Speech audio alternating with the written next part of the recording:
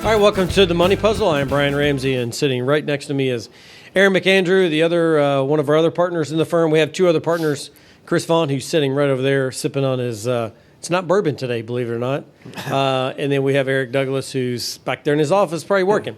So anyway, today is all about risk management. This is something that we have a dedicated meeting for every single year. And the reason we did that was because we often find when we have conversations with prospective clients that come in, and we ask, how often have you had a conversation around risk? And they say hardly ever. To some degree, they might say, well, you know, we talk about portfolio risk or something like that. But for the most part, there's not a dedicated meeting where we're specifically addressing risk every year. That is something that is a little bit unique to our firm. We actually have a meeting, and it happens to be this time of year, so we're sort of wrapping up those meetings right now, and we're going to transition into our third meeting of the year, which happens to be around tax planning. And so we thought we would do a show based on just content or information or conversations that we've had around risk throughout the summer, because that's when we have that dedicated meeting. So, Aaron, what types of risks do we have or do we discuss with clients when they come in? There's several. One, investment risk is, kind of goes in line with what we talk about most of the time. But most clients have assets that they need to protect as well. So there's asset risk. And then one that a lot of people don't think about very often is loss of income. So, what would happen if and when the time comes that they couldn't work and they, would lose that income stream that they use to be able to pay for their bills or support their family or whatnot. So we talk about that. And then the other one that we also mention a lot is the loss of a life. So if something was to happen to somebody suddenly, and it also could go along with protecting an asset too, because if they had a mortgage or something like that, or a larger asset that were going to paying off in a family, they could leave money back to help cover those expenses and that burden. Right. Yeah. All right. So we're going to tackle all four of those. So let's first talk about disability, because that's one that we find that most people hardly ever address. And it only really pertains to someone that's in the accumulation phase of life. So we always talk about this. There's three phases of life. During your financial life, there's the accumulation phase, which is working all the way up to the point to when you retire. That's the accumulation phase of life. That's where we're talking about the disability insurance is incredibly important. And then we transition from there to the income phase of life. And we'll talk about that in just a minute. And then the third phase of life is the distribution, which is who gets your stuff after you're gone, right? All right, so disability insurance, we can tackle this one pretty quick. So give us a little rundown of what disability insurance, I think most people know, but you never know. So what does disability insurance typically do, and how much does it typically cover? So disability insurance, excuse me. Disability insurance is insurance that in case something was to happen to you where you're not able to go to work, perform your daily duties, and you had to, you weren't able to do what you're supposed to do anymore, then it helps replace that income. And it doesn't cover 100% of what that income would be. Typically, what we see on these policies is it would cover up to like 60% of what their income replacement or what their income was at that point in time. Right. So, and a lot of times these types of policies are available through your workplace. So, there's standalone disability policies. But there's also group disability policies that could be a little cheaper, but also may not have some of the bells and whistles that the standalone policies have on them, but they're offered a lot of times through your workplace. Yeah, that is by far the least expensive way to do it is through your workplace.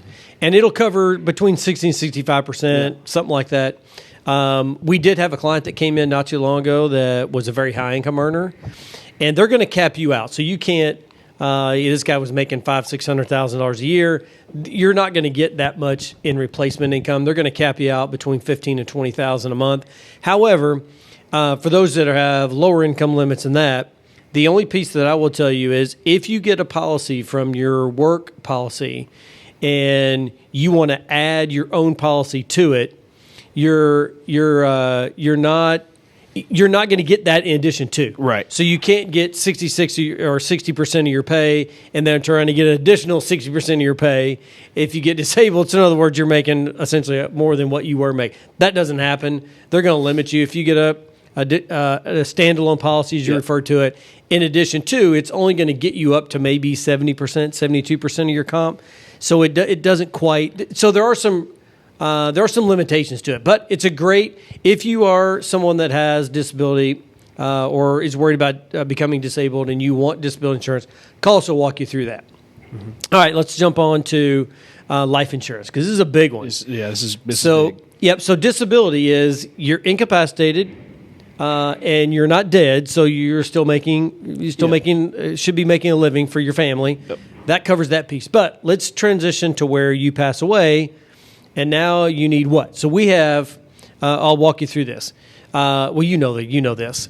So we have a 3-step process that we walk clients through when it comes to any life insurance needs that you have. Number one, we need to determine what the purpose is. And purpose, there's 3 categories. And I don't care what it is that you come up with. It falls into one of these 3 categories. Number one is replacement of income. Number 2 is debt reduction, so take care of all my debt.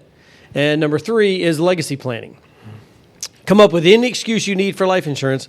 It's going to fall in one of those 3 categories. So that's step number 1. Is we have to determine what the purpose is. Once you determine what the purpose is, then you transition to step 2. Step 2 is calculating the amount that you need. This is not just a wholesale. How many times do we hear this? Get $1 million. Right. Get $2 million. And I'm going to give you a good example of that in just a minute. But that's not how you do it. You actually there's a calculation that you can walk through to determine what the amount that you actually need. So that's step number 2.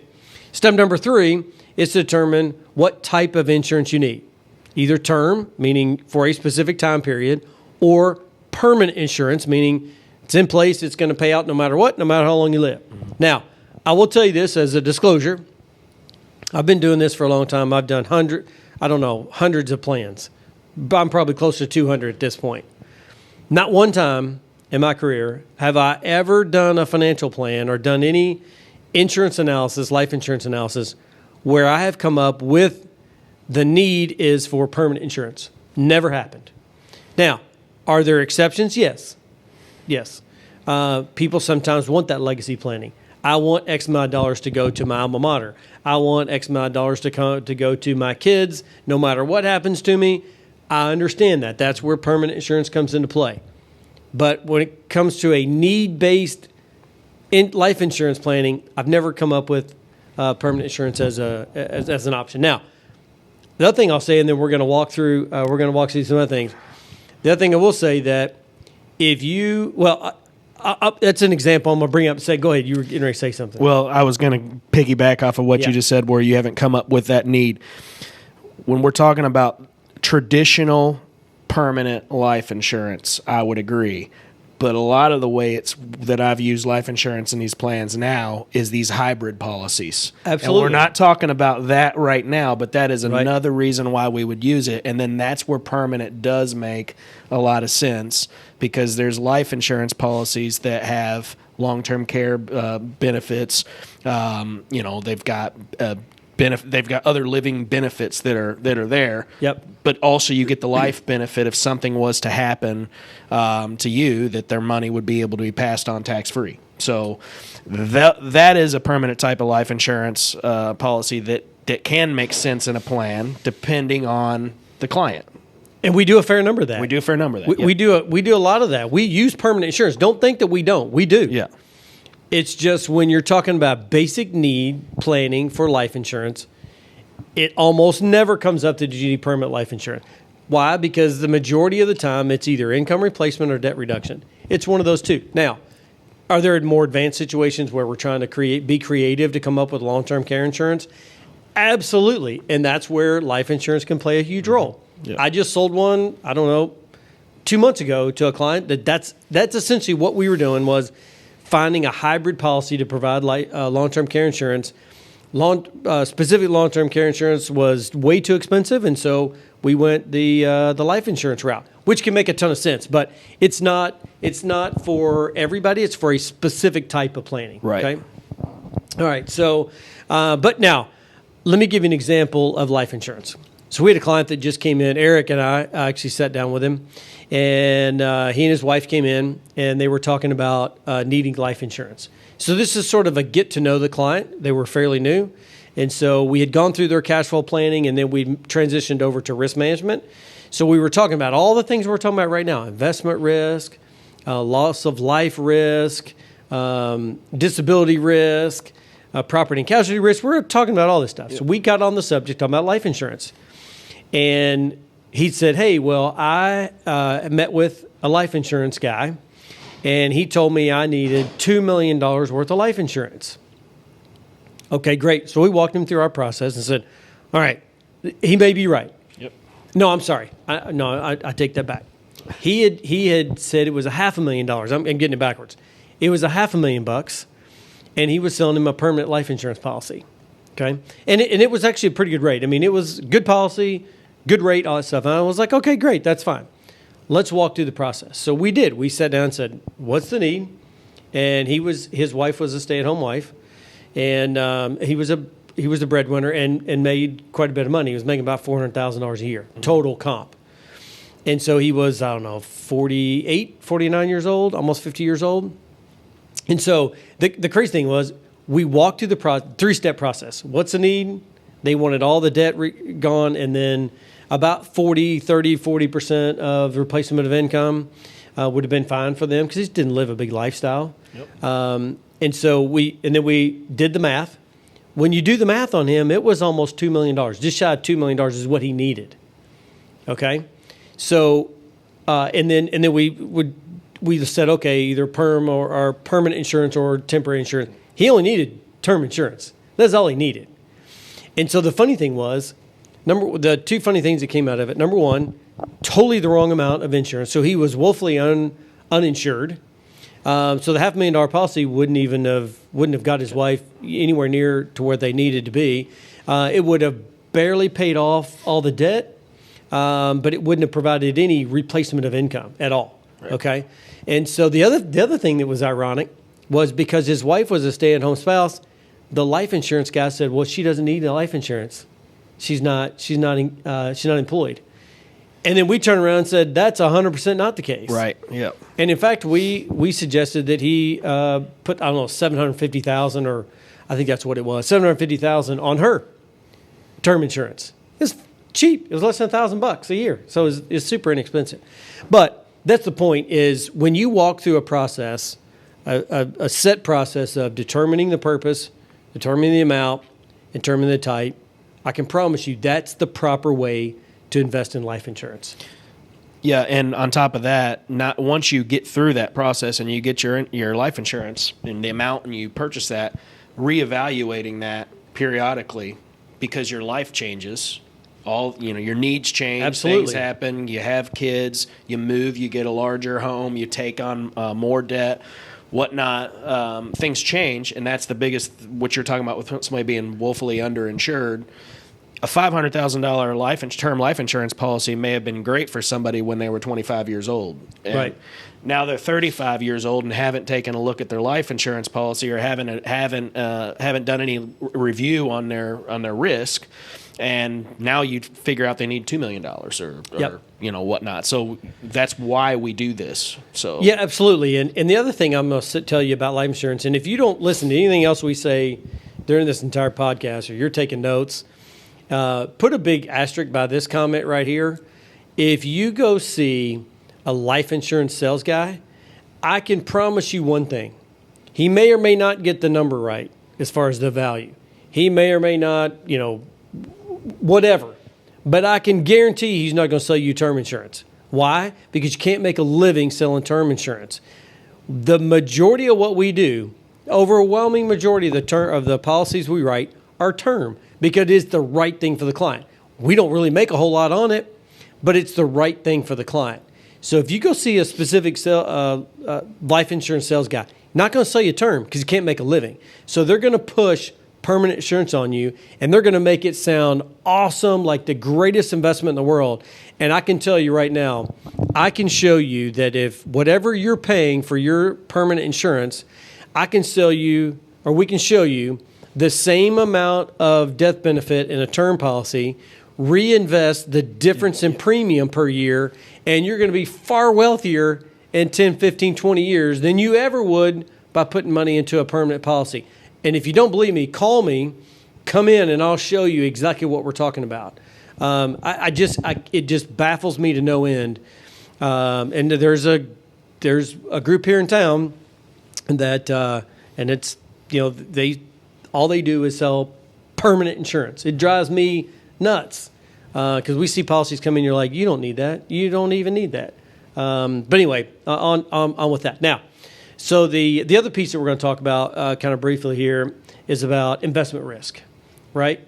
So why is it we talk about investment risk and what's going on in today's world that involves investment risk? So it's funny you ask that because if we were to ask this question to clients on market years that we've got stock market up 20+%, you got moderate portfolios up 15, 16%, and you're asking the client, you're doing the risk assessment with them and everybody's good with it. Yeah. I want to be more aggressive is really the answer you get. But when you look at market years like this year where we're dealing with something that we haven't seen in a long time, and you've got portfolios, we get the bond market down, you get the stock market down, you got portfolios down 20+%, you got moderate portfolios down in the teens, and now you're reassessing investment risk and you got people that are saying, oh, well, I'm a little antsy about this. Right.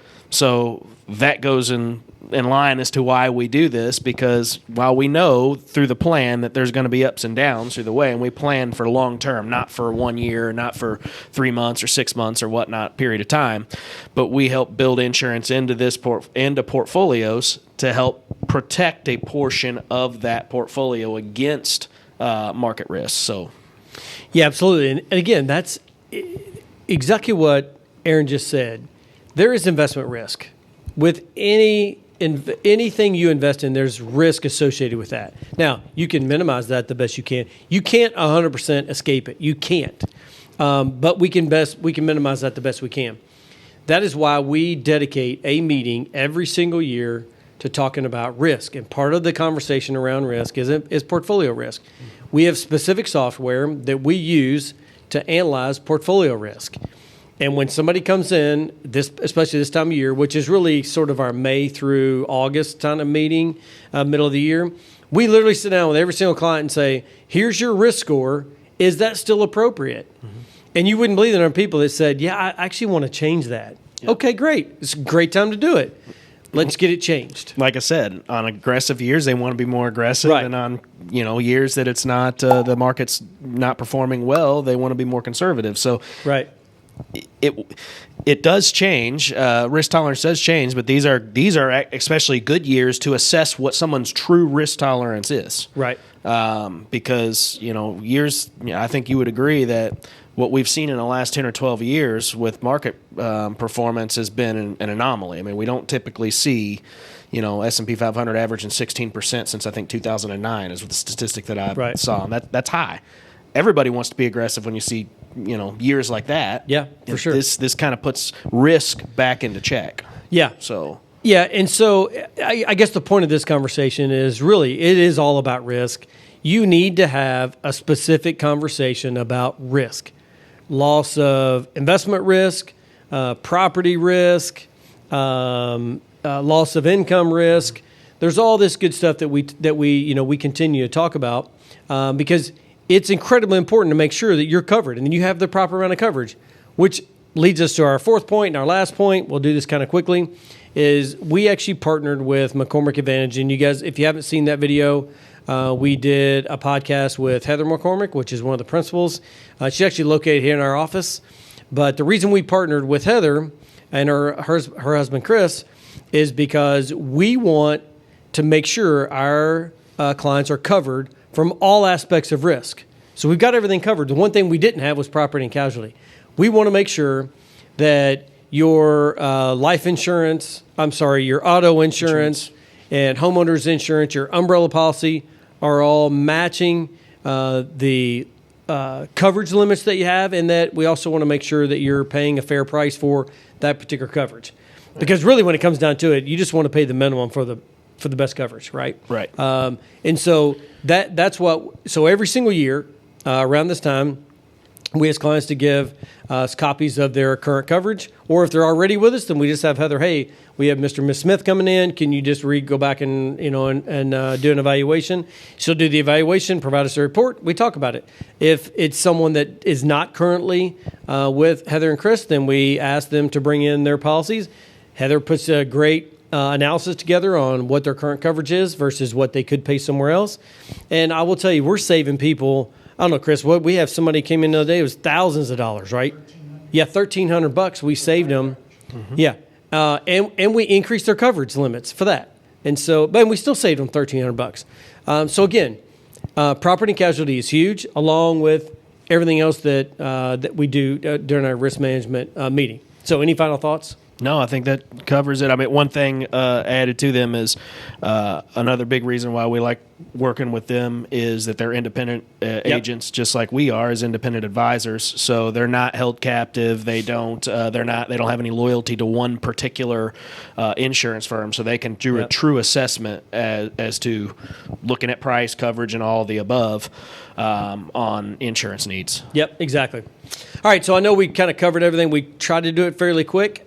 But if you have any interest in talking about risk management, or if you're with an advisor that doesn't specifically have a risk management meeting every year with you where we're talking about full risk management, you need to come and see us, because that is something that we dedicate to. We think it's that important, and it is that important. Mm-hmm. It's just other advisors don't put the emphasis on that, and we do. So make sure you come in and or give us a call. Come in and meet with us. We're happy to do a complimentary risk management review if that's what you want. Just kind of kick the tires with us. We'd love to walk you down that path. If you haven't had a chance to watch any of our other podcasts and you're just kind of picking us up, go to our website. I think Mr. Producer or Miss Producer will put that in after we do the editing, or maybe it's already in there. But anyway, just check it out. You can find all of our podcasts. Go to YouTube. I think it says video. You can catch all our YouTube videos as well. We also have a TV show that comes on every week called The Money Puzzle. Right now, it comes on ABC at 10:30 on Saturday mornings. That is scheduled to change, or at least we're trying to get it changed right now to our NBC affiliate. We hope. We also have another podcast we do that's fun. It's called Burgers and Bourbon. That's the title of it, but I think we were calling it more, Friday at the Firm. But anyway, we take a bourbon every week and review it, give you our opinion on it. It's kind of fun, just kind of a fun little thing. Make sure you check that out. But either way, when you're on your favorite listening device or software or whatever app or whatever you want to call it, or if you're YouTube, just make sure you hit the subscribe button so you'll get all of our new content. We push that out on a weekly basis. And just make sure you like and subscribe and forward it. Forward it to your other friends that may have an interest in anything that we're talking about. And I guess that's it. For this week. We will catch you guys next week on The Money Puzzle. The information given herein is taken from sources that IFP Advisors, LLC, doing business as Independent Financial Partners, IFP, IFP Securities, doing business as IFP, and its advisors believed to be reliable, but it is not guaranteed by us as to accuracy or completeness. This is for informational purposes only, and in no event should be construed as an offer to sell or solicitation of an offer to buy any securities or products. Please consult your tax and/or legal advisor before implementing any tax and/or legal related strategies mentioned in this publication, as IFP does not provide tax and/or legal advice. Opinions expressed are subject to change without notice and do not take into account the particular investment objectives, financial situation, or needs of individual investors. This report may not be reproduced, distributed, or published by any person for any purpose without IFP's express prior written consent. Securities offered through IFP Securities, LLC, doing business as Independent Financial Partners, IFP, member of FINRA and SIPC. Investment advice offered through IFP Advisors, doing business as IFP, a registered investment advisor. IFP and Family Wealth Planning Partners are not affiliated. The information given herein is taken from sources that IFP Advisors, LLC, doing business as IFP, IFP Securities, LLC, doing business as IFP, and its advisors believed to be reliable, but it is not guaranteed by us as to accuracy or completeness. This is for informational purposes only, and in no event should be construed as an offer to sell or solicitation of an offer to buy any securities or products. Please consult your tax and/or legal advisor before implementing any tax and/or legal related strategies mentioned in this publication, as IFP does not provide tax and/or legal advice. Opinions expressed are subject to change without notice and do not take into account the particular investment objectives, financial situation, or needs of individual investors.